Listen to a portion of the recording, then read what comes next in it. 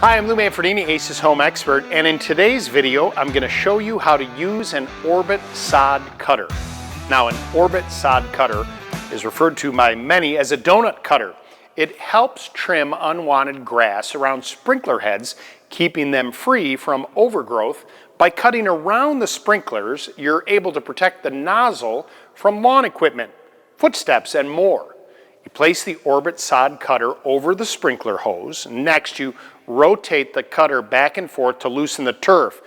After about a dozen or so turns, you pull the cutter up and you see the exposed nozzle is above the lawn.